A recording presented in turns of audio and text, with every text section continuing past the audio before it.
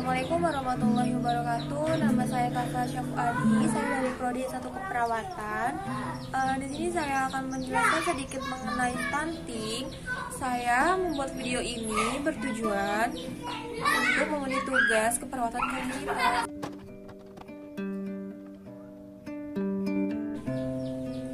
Jadi, apa sih stunting itu? Stunting adalah kondisi ketika anak lebih pendek dibandingkan anak-anak lain seusianya, atau tinggi badan anak berada di bawah standar. Kekurangan gizi terjadi sejak bayi dalam kandungan dan pada masa awal setelah anak lahir.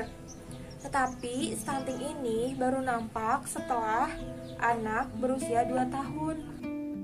Di sini ada beberapa penyebab stunting. Yang pertama, karena pengetahuan ibu yang kurang memadai. Sejak di dalam kandungan, bayi sudah membutuhkan berbagai nutrisi untuk pertumbuhan dan perkembangannya. Ibu harus berada dalam keadaan sehat dan bergizi baik. Jika ibu tidak memiliki pengetahuan akan asupan nutrisi yang baik untuknya dan janinnya, hal ini akan sulit didapatkan.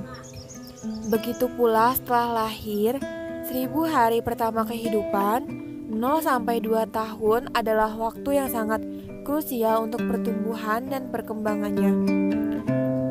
Bayi membutuhkan ASI eksklusif selama 6 bulan dan tambahan makanan pendamping MPASI yang berkualitas setelahnya.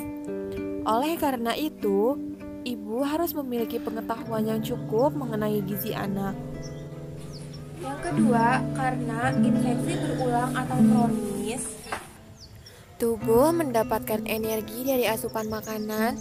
Penyakit infeksi berulang yang dialami sejak bayi menyebabkan tubuh anak selalu membutuhkan energi lebih untuk melawan penyakit. Jika kebutuhan ini tidak diimbangi dengan asupan yang cukup, maka anak akan mengalami kekurangan gizi dan akhirnya berujung dengan stunting.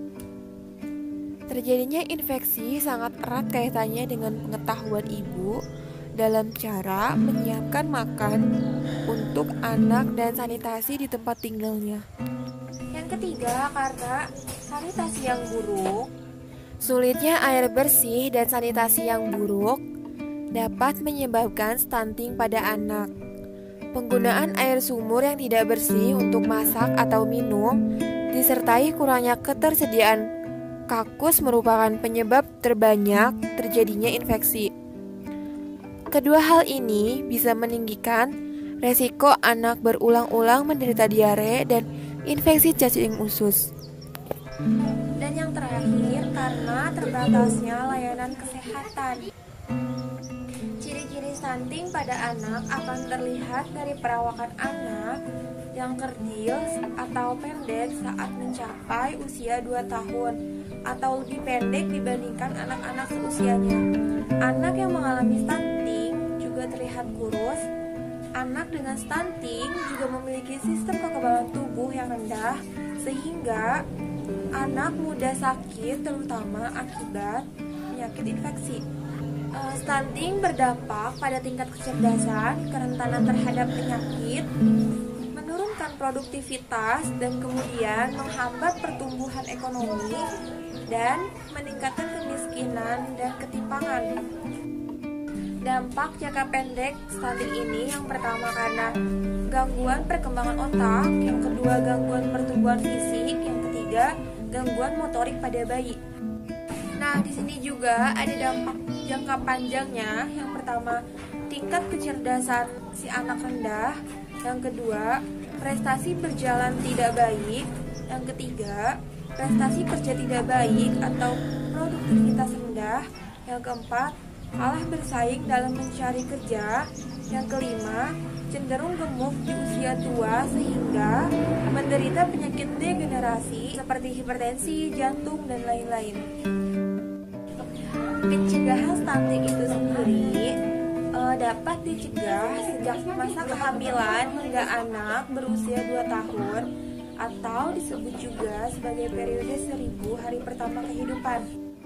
Di sini juga ada beberapa cara yang dapat dilakukan untuk mengurangi risiko stunting. Yang pertama, cukupi kebutuhan zat besi, yodium, dan asam folat. Kekurangan zat besi dan asam folat dapat meningkatkan resiko anemia pada ibu hamil. Anak yang lahir dari ibu hamil dengan anemia lebih beresiko mengalami stunting. Ibu hamil bisa mendapatkan nutrisi ini dengan mengkonsumsi telur, kentang, brokoli, makanan laut, pepaya, dan alpukat. Selain itu, ibu hamil juga bisa mengkonsumsi vitamin prenatal sesuai anjuran dokter. Yang kedua, hindari paparan asap rokok. Dari paparan asap rokok ini dapat meningkatkan resiko prematur pada bayi atau memiliki berat badan kurang, sehingga bayi tersebut dapat beresiko mengalami stunting. Nah, dan yang terakhir itu rutin melakukan pemeriksaan kandungan. Rutin melakukan pemeriksaan kandungan adalah hal yang tidak kalah penting dalam mencegah stunting ini. Upaya pencegah stunting dengan memberikan ASI eksklusif selama 6 bulan untuk memaksimalkan tumbuh kembangnya bayi. Setelah berusia lebih dari 6 bulan, bayi dapat diberikan tambahan nutrisi berupa makanan pendamping, MPASI, dan juga lakukan imunisasi sebagai upaya perlindungan terhadap berbagai penyakit infeksi lainnya. Cukup sekian penyampaian stunting. Kurang lebihnya mohon maaf. Wabillahi taufiq wal hidayah. Wassalamualaikum warahmatullahi wabarakatuh. To feel, to meet.